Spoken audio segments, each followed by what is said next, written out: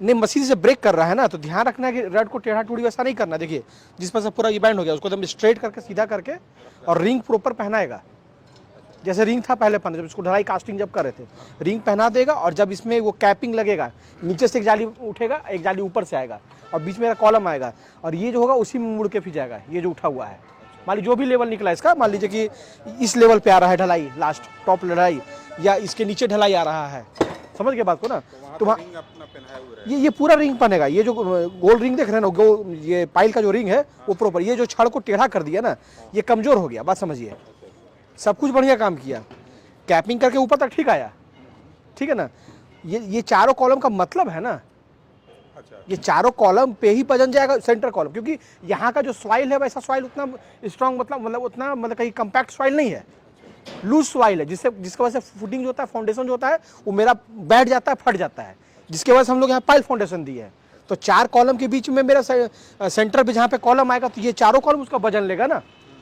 तो ये जो मेरा इस पे बंधाएगा भी आपका, नीचे का जाली और ऊपर का जो मेस बंधाएगा, इसकी ये चीज़ है, इसके बीच में कॉलम होगा। जैसे आप मान लीजिए ये ड्राइंग को देख लीजिए, दिया हुआ है, ये पाइल है, वो चार पाइल है ना, 1 2 3 4, इसके यहाँ पे दिया कॉलम, लेकिन एडजस्ट होना ये चाहिए था कि ये सेंटर में आना चाहिए था कॉलम, समझ गए। तो हम लोग पाइलिंग में हमेशा ध्यान रखते हैं, पाइलिंग के बीच में, जैसे मान लीजिए ये पाइल यहाँ दिया, ये पाइल कॉलम यहाँ पे आ गया, तो ये तो मजबूत नहीं होगा, ये कोई मतलब नहीं ना बना।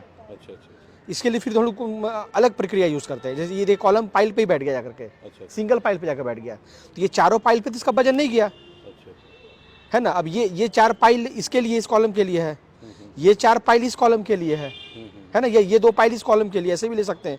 ये 2 पाइल, तो ये पाइल थोड़ा आगे होता, मान लीजिए कॉलम अगर थोड़ा अंदर होता, ये पाइल थोड़ा बाहर होता, तो ये दोनों उसको लेता, पाइल को, इसको वजन लेता, जो समझ गया ना, ठीक है।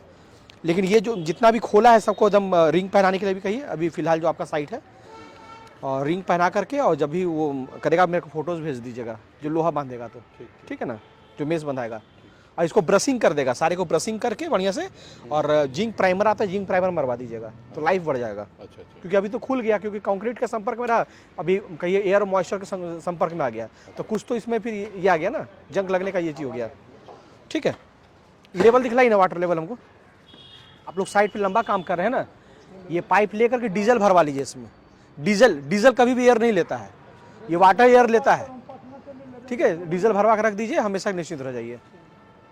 धागा बांधिए ना, ये सूता को खोल के बांधिए, इसमें बांध कर दूसरा रड में बांधिए जहाँ पर आपका लेवल है। लंबा धागा निकालिए ना, और भी कहीं पे बांधे होंगे, लेवल लिए होंगे ना, खाली वहीं पर है।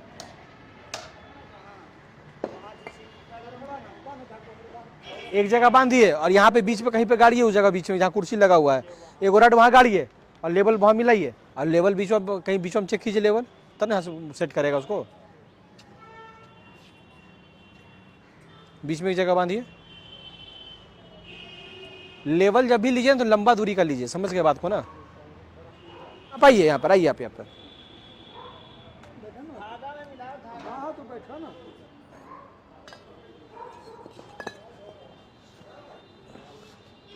नीचे पंप हो बेटा,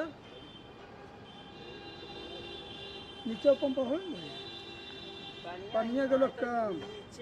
अच्छा उठाइए, पाइप उठाइए, कोई दिक्कत नहीं, पानी कम गया तो पाइप उठाइए और नीचे जाइए थोड़ा सा, हाँ आया आपका,